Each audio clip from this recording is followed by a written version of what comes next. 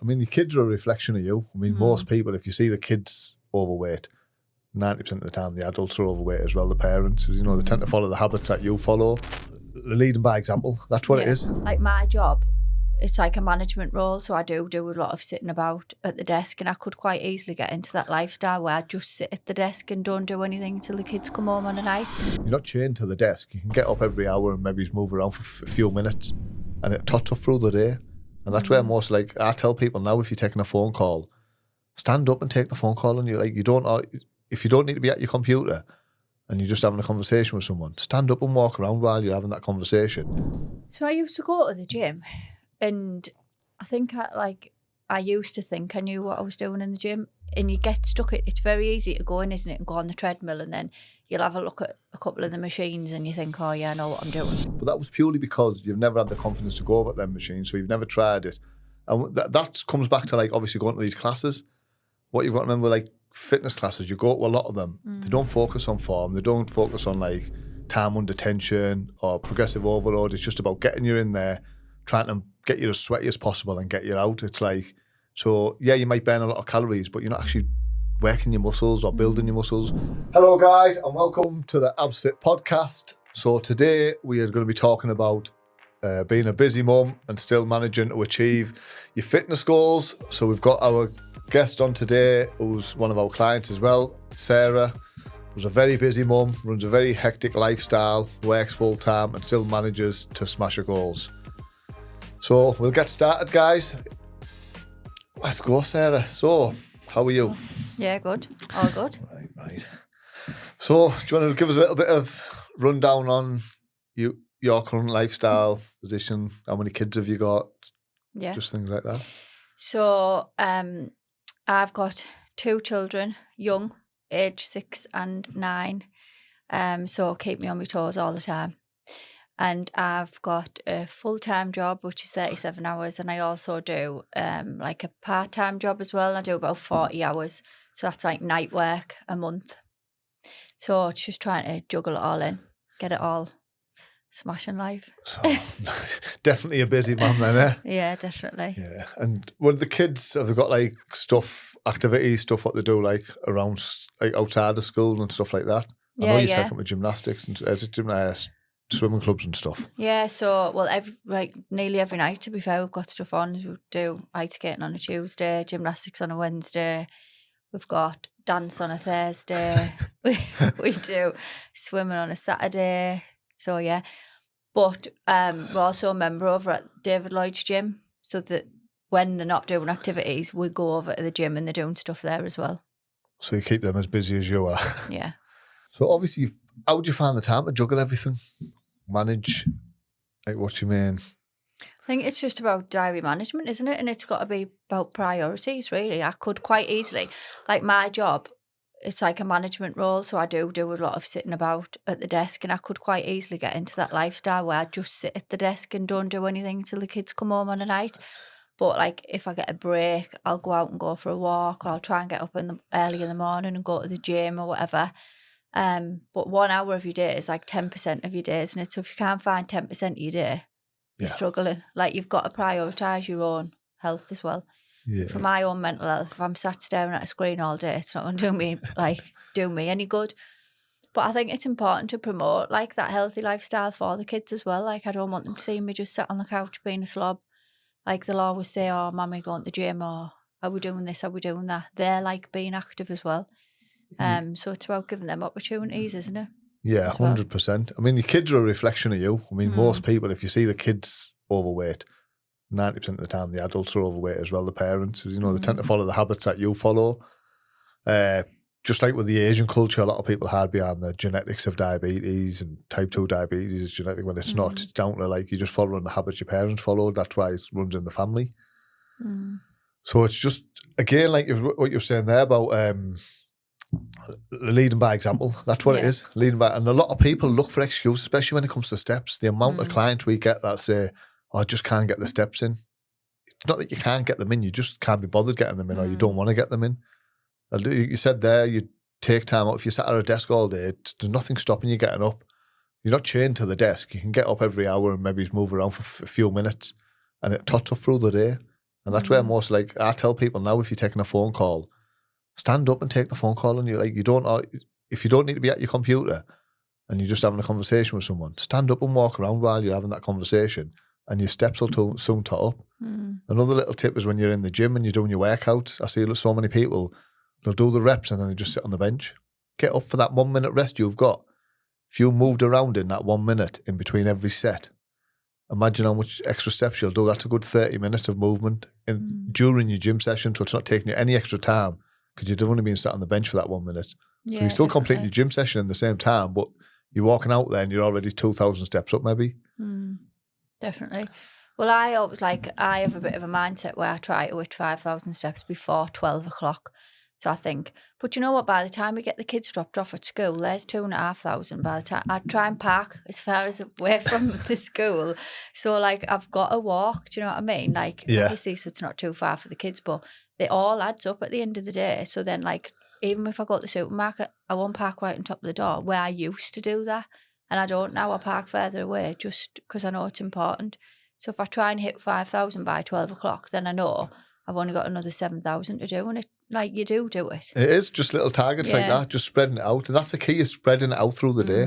See so many people who don't hit their step goals. And the reason is they leave it till the end of the day. Yeah. I mean, what's to stop you even like getting up 10 minutes early on the morning and having a little walk before you set out to go to work or whatever you're going, just building them steps through the day, tot them up, and then at the end of the day, you haven't got a massive goal to achieve. And you're more likely to want to, if you say like, I don't know, your goal's 12,000, you just said there. Yeah. So if you've got like 10,000, 10,500, you're not going to want to go to sleep until you hit that 12 because you're more like, but if you're on 7,000, you're going to be like, oh, I can't do 5,000 steps now. So you're more likely not to achieve it because you're just going to give up and think, oh, I'm not going to reach that. So you just stick at the 7. Where the higher, closer you're at the goal, the more likely you are to strive to achieve it at the end of the day. Yeah, definitely. But I do think that app helps though, like the AbsFit app, because I know that my steps are linked to your app. So you'll know that if I've hit them anyway. So like you say, I do think, I've got 10,000, I need to do another 2. But I'll do that because I know you'll be checking. Yeah, we do. We can see it obviously at our end, how many steps you've done, which is, that's one of the best features on there because I think it just motivates people. Sometimes when we shot this step challenges in the group as well, I think when people are in competition, it's just, it's healthy, a bit of crack, a bit of competition, but at the same time, everyone's striving to do the more steps. I mean, we've done I think it was 50,000 steps over the weekend that time. One of you's done it in nearly one day. I think it was. Yeah, it was me. It was, wasn't it? I thought it was. Proper competitive, aren't you? But yeah, but it's just easy done though, isn't it? Like in the show, like doing stuff like that you can do it. Yeah, 100%. So what would you say is one of the biggest struggles you've had? Like, what was it when you started this journey? Obviously, when you came to me, I think it was well over a year ago, wasn't it? January last year, yeah. And we started. What triggered you to start that journey then? Like, because obviously where you were then, you were never like overweight, but you weren't happy with your body. Where now, when we done the photo shoot, you could see a massive difference. Your abs were visible, your back muscles are like mint.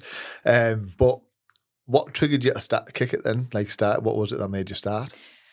So I used to go to the gym and like, I think I used to think I knew what I was doing in the gym, and you get stuck. It's very easy to go in, isn't it, and go on the treadmill, and then you'll have a look at a couple of the machines and you think, oh yeah, I know what I'm doing.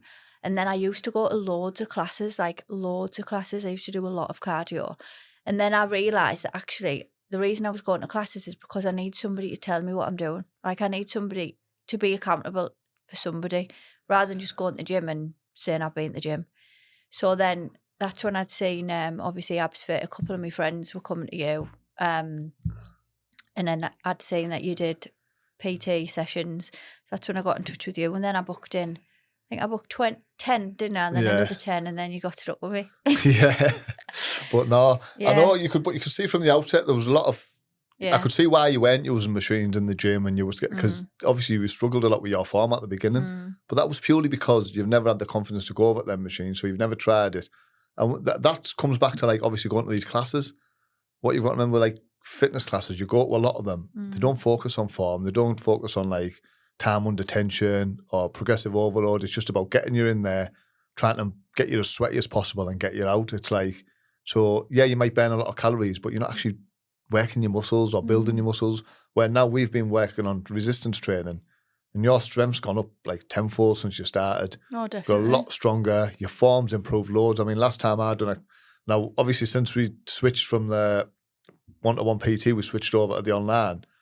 It'd been a good few months since I'd trained with you. When I had you in for that last catch-up session, your form was like 100% better than it was when we first started. When I first met you, you were like watching someone made out of jelly trying to do squats. But now you're doing it like perfectly. I was wobbling all over. wasn't Yeah. I? So your form's improved loads. Why? Because you've been repetitively doing it. You've been watching the videos that we send you on the form and the technique, going in, doing the using the machines. And again, it's people think you've got like, when you say use weight, they get scared because they think they're going to have to go over the free weight section. Always start like we have with yourself on the machines. So it's easy to follow. It's easy to like perform the movement. You're not worrying about balance and stability because the machine's got all that in place for you. So it's been a good way to start. Where then we started drifting into like using the free weight and stuff as we move on through the program, innit? I found like I feel more confident with the machines anyway. But like you say, when you first join the gym and you get an induction, they literally walk you around and say, this is this, this is this, this is this. But then no one's watching you. No one's saying, oh, this is, you're doing it right or you're doing it wrong. That's it. You're in, you've signed up. They just leave you to it, don't they? Well, like I say, when I did them sessions with you, then it was about working on my form. And then like when I send you videos and say, can you just check my form for me? Like it's just making sure, isn't it, that I'm consistent moving forward as well. Yeah, them videos are ideal. When you're sending them over to me and I'm looking at your form, I can give you critique back on it and say, you like, make sure you straighten your back or bring your elbows in and stuff like that. Because people don't realise a little mistake can cause an injury. Like I see a lot of lads when they're doing shoulder press, they'll have their arms flared right back and then they're putting their shoulders under that much tension. They don't realise the weight they're lifting as well. Yeah. And then in the long run, they end up with rotator cuff problems. But bring your elbows in a little bit in front of you, you're still working the same muscle and you're still getting the same benefits, but you're not risking that injury. You're not putting it's just, I think they don't look at the details, rather they just think get as much weight in the air as you can. No, and definitely. And it's about the ego as well. Leave the ego at the door. Like you don't need to be going, like some people are going like, and see somebody lifting a certain amount of weight. You don't know how long that person's been training for. You don't know how long it's took them to get to lifting like, I don't know, 10 kilo all the way up to 100 kilo. So you've got to start where your starting point is and slowly work your way up. Like a lot of the exercises now, what you're doing, you're lifting a lot more weight, but it took your time. We've started off light, got your form correct, got your, technique correct, and then slowly built up the weight, which has worked well for you, hasn't it? Definitely. But I think the home workouts have as well. And like I get the kids involved in that because obviously we've got them. Obviously I've got the bands. Yeah. And then the kids have got them as well. So we will do it as like a bit of a fun activity at home. Like obviously I'm dying by the end of it, but it's like fun for them. Do you know what I mean? Yeah. So I think that helps with your confidence as well. Practicing at home and like, looking in the mirror and looking how you're doing your squats and things rather than going into a gym and just avoiding it completely and just walking past and thinking, no, I'm not going to do it because I look stupid. Yeah, 100%. Like still do it, but like do it at home if you need to. Yeah, 100%. That's where we started off with some home workouts for you, didn't we, when we first got in? And I remember you sending me videos of the kids training with you. Yeah. And when you do that with the kids, half the time they're the ones who are like, oh, come on, are we going to be training, Mum? Are we doing some exercise? Because they want to do it because it's fun. And you've included them in it. So I bet those times when you felt like not training, but because the kids have said to you, you've got up and done it with them. No, definitely. They do love it. Like they enjoy it. But like I say, I've got kettlebells and everything at home now where I wouldn't have naturally gone out and start buying stuff for myself. But yeah, I do have like other things at home, and then I've got a weighted ball and stuff as well. So even if I can't get to the gym, like for me, there's no excuse. Everybody says to me, Sarah, how on earth do you find the time to do everything? That's because I make time, because my life is a priority as much as like my job is. Obviously, I look after a lot of people and make like really important decisions. But I've got to look after my own health as well. Of course, you have, because if you're not in good health, how are you meant to look after others? And again, when people are saying they don't have time, everyone has time. They just, like you said, they don't prioritise it. Sitting scrolling on your phone for 2 hours a night, is that a priority over your health? Or like laying in bed for an extra hour every morning because you can't be bothered getting up and doing that. Do you know what I mean? It's just them small, like one of the challenges we put in for some of our clients who struggle with the steps is just the home step challenge. Yeah. Because I know the weather's been crap lately, so it's just like, right, let's do this 2,000 steps in the living room. It takes 12 minutes. So get out of bed 12 minutes early. You've started your day off on 2,000 steps. You're moving. And it's not just about the steps, it's just physically moving more. a lot of people think they can't lose weight because of the age. It's nothing to do with your age. As you've got older, your metabolism hasn't slowed down. You've slowed down as a person. So if you look back to when we were kids, you'd get the bus to school, but you'd walk to the bus stop, and on your breaks, you'd be walking around the playground with your mates. Yeah. On your lunch break, you'd have your lunch, and then you'd go walking around the schoolyard for the next hour or so. You wouldn't be sat in one corner or just sat at a desk, would you? No. Yeah, in the classroom, you sat at a desk, but throughout that day, every couple of hours, you're up on your feet and you're walking around doing something. You'll be walking from lesson to lesson. You go out on a night time with your friends, you were walking around the streets or going about on your bike. So you're physically moving a lot more. As you get older, you start driving, you get a car, you naturally slow down. So your activity levels slow down, not your metabolism. And that's where people get confused. So all you've got to do to get your body burning more calories is start to move more again. Yeah, definitely. That's all it is, just increasing them activity levels. But I think it's easy as well, isn't it, to just go and buy like rubbish food and stuff like that rather than actually, because everything impacts, doesn't it? Like you've got to think about everything as a whole. Like I really look at what I eat now and I never used to. Yeah, because you are what you eat. Yeah. Like you eat crap food, you're going to feel crap. It's as simple as that. Yeah, I'm not saying you can't enjoy the odd chocolate, but you've got to have a fine balance. Put 80% goodness into your body and leave yourself 20% to enjoy the niceties and the little treats. But look at some of the recipes we put in the group. They're not boring either. They're it's all flavoured foods, but it's all nutritious foods. Make sure you're getting your protein, your fats, your carbs, everything's on point. Do you know what I mean? It's all the volume as well, isn't it? Yeah. So it's just making sure everything's on point like that. And again, with your foods, just making sure that you're not relying purely on processed foods. So many people live on processed foods, and then the amount of people I'll get will message me and say, "Oh, I'm in a calorie deficit, but I'm just not losing weight." If you're not losing weight, you're not in a calorie deficit. It's as simple as that. So there's two things going wrong. One, it's either your food intake's not being tracked properly, or your activity levels aren't being tracked properly. You think you're more active than you are. So it's a case of that's what you've got to look at. For example, so if you've got two people, one works on a building site on feet all day, walking around, they can eat what they want. So when people say to me, "Oh, well, my partner eats whatever he wants, and I can't lose," as soon as I look at food, I put weight on. Yeah, because you're sat in an office all day working at a desk. He's on a site all day. So naturally, he's burnt a load more calories than you, so you can get away with eating that extra food. And you're sat at a desk, so you're not burnt. So you've got to make sure you watch how much food you're putting in. Your calories are naturally going to have to be lower. Yeah, definitely. But I struggled with the food at first, Yeah. I've never really been one for weighing me, because you say, I've never been overweight, but even looking at the calories and weighing it out and stuff, to me it was a bit of a chore. I was I'm being totally honest. I was I cannot be bothered to do this. So instead, I just switched what I was eating, and I still don't. If I'm honest, I still don't weigh stuff. Yeah. But at least now I know that I'm eating the right stuff But now rather than. Yes, but what your issue was, yours wasn't the amount of calories you're eating, because we never had a weight gain problem. It was more what I was eating. Yeah, it was Or what you were not eating. You weren't growing the muscle tissue. And why we weren't getting the muscle tissue, because I kept pushing you, I was you need more protein, you need more protein. You were probably doing the opposite. You were under eating, but and we weren't getting the growth you wanted. So you were never again, you've got to make sure your protein levels are at a decent level if you're wanting to build muscle tissue. And the only way your body's going to get shaped and toned is by having muscle. The amount of people, again, that message me and say, "Oh, I want to lose weight, I want to get toned, but I don't want to lift weight." Well, you're not going to get toned. How are you going to get toned? To get toned, you've got to reduce body fat percentage and increase muscle tissue. Otherwise, you're not getting toned, because if you haven't got the muscle tissue, you're never going to look toned. So it's, again, that's what we've had to work on with yourself, introducing protein foods into your diet. Yeah, we struggled to get you away foods out, so we switched things up, made sure we're send me pictures of what you're eating.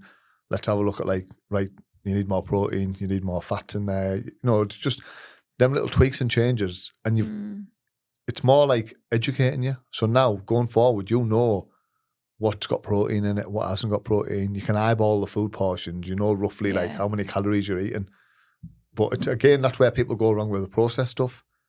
They think they're tracking the food properly. Processed foods can be up to 20% out. So if you buy, packet of processed chicken and it's says on the packaging that it's 200 calories, that could actually be 240 calories. But because the companies are allowed 20% to put on either way. So it could be either over. So they'll just play with them numbers to make it look Yeah. good. They want to put on the front of the packaging that it's 20 grams of protein, when in reality it's only 16 grams of protein. They can get away. They'll push that number up. And if they want to move the calories down, they can move it down by 20% and say, oh, it's only 200 calories when it's 240. So you've got to be careful of that, because if you're eating, yeah, you'll get away with it if you're only having one processed meal a day. But if you're doing that 3 or 4 meals a day, your calories could be way off, and that's why you're not in a deficit. And it's weekly, isn't it? I think for me, like, I was just eating like a packet of meat. Yeah. Like, I literally didn't have time to go out and make stuff. But actually now I'm like, well, you have got time, Sarah. So now I'll meal prep, and then it's all ready, and obviously use them, the meals, the menus that you guys have put on, like what's on the app. Yeah. And then I've actually bought myself a high protein, low calorie book, Yeah. which is dead easy to follow. So I'm just like doubling up and then like freezing it or whatever. So I know, like, if I'm at work, then I can grab it, because I was getting to the point where I was busy at work and I just wasn't eating at all. And I think that was the problem. And you were saying, Sarah, you've got to eat to lose weight. I was like, it doesn't make sense to me. You've got to eat to lose weight. But now it actually makes perfect sense, because, like you say, you can see the definition and everything starting to come out. Well, your muscles coming now, because we've built them muscles. Because what you were doing before, we were lifting weights, but you were just running yourself into the ground. You need that, and especially the lifestyle you've got, like running around with the kids and doing your job. I know what your job's like. Sometimes you're on night shift, sometimes you're on day, sometimes you're traveling. You're like, every time I ring you, you're like, oh, I'm in London, or I'm here, I'm there. Like, and then you're at the gym, and I think, oh, she got from there to there. Like, it's mad, but you do it, and it just shows. The main thing is, like, the main point of this podcast is showing people that it doesn't matter how busy your lifestyle is. If, like, I've seen your lifestyle, I've seen how busy you are, but you're still managing to achieve your goals.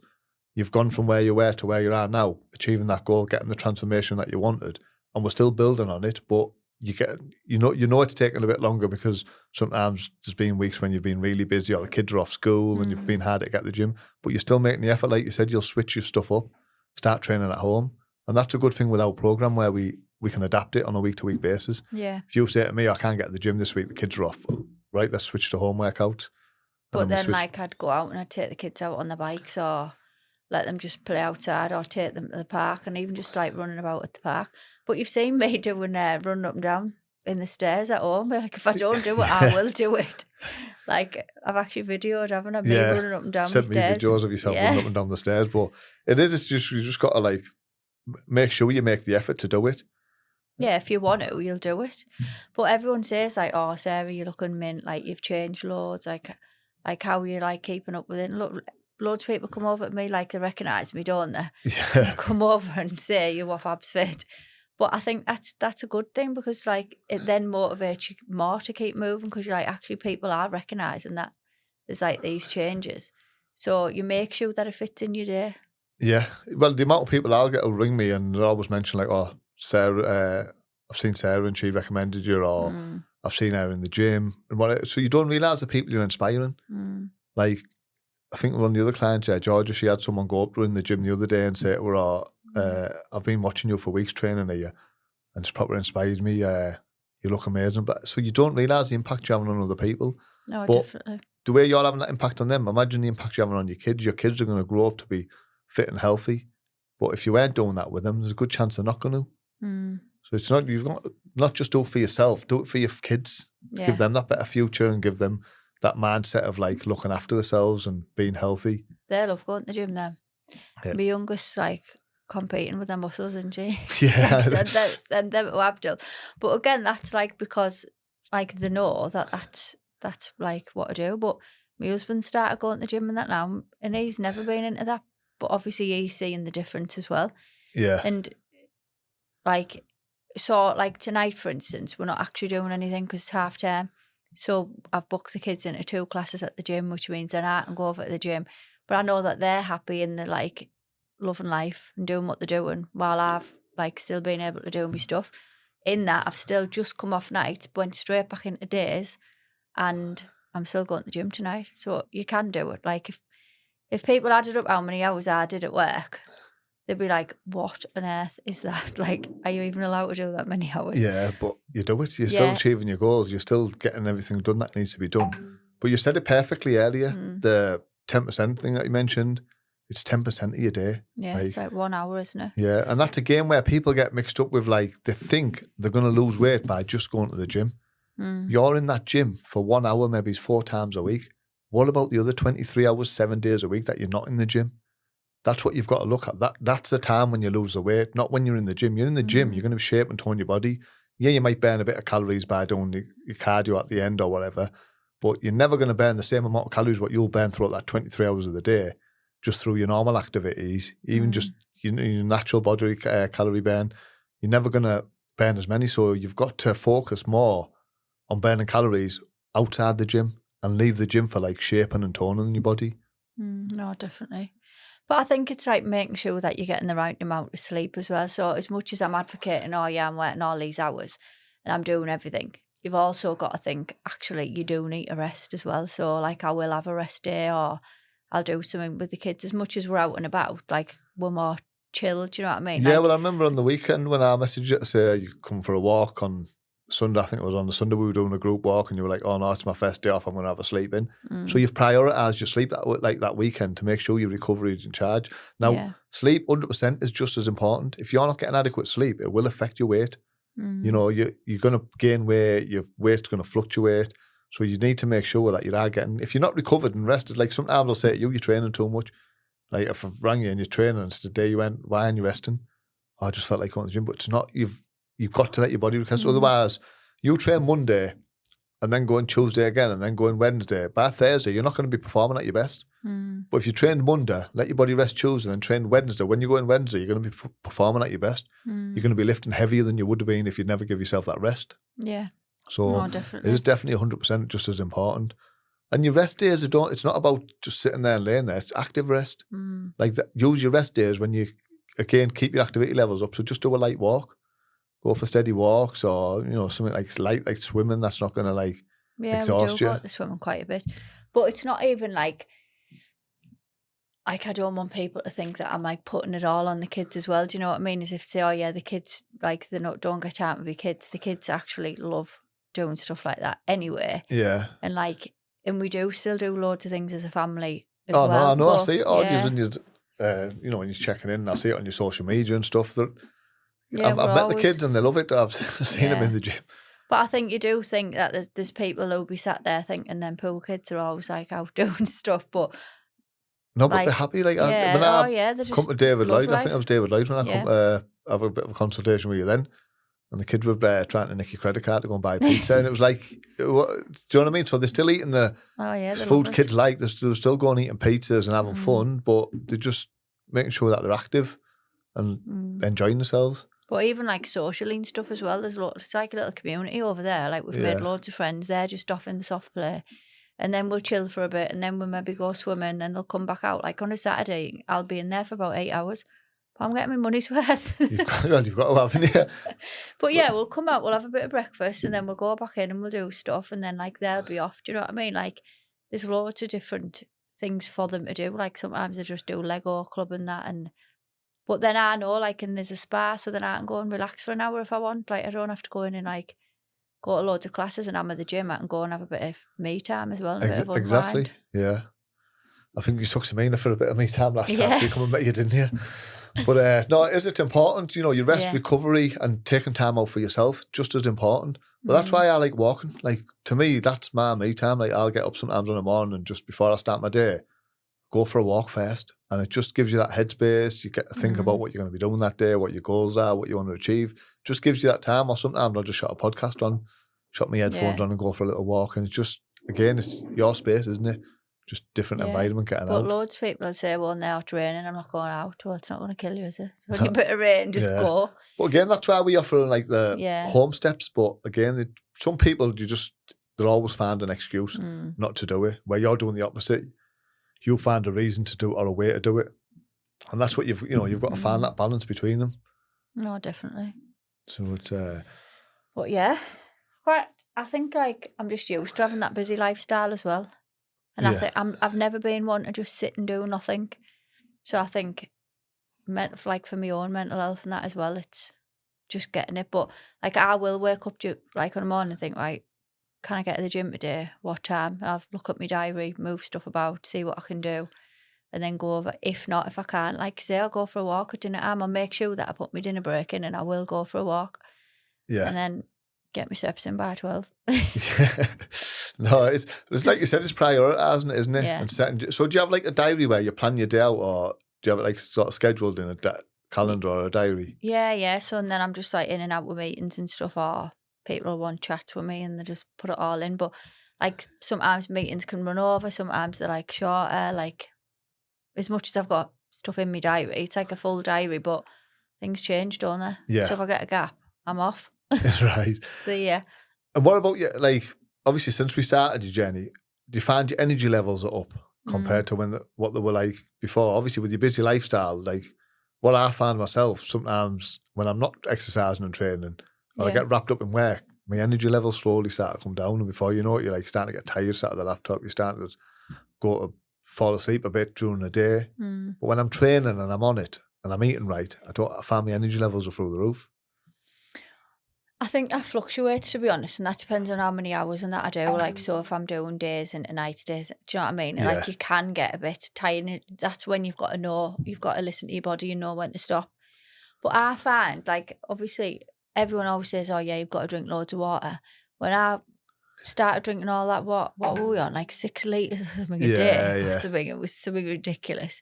From then, like I used to get a lot of headaches and things like that. But since I've started drinking water and making sure that I get my water, and obviously I've got my creatine and the protein and things like that, like I do feel loads better and having my vitamins and stuff.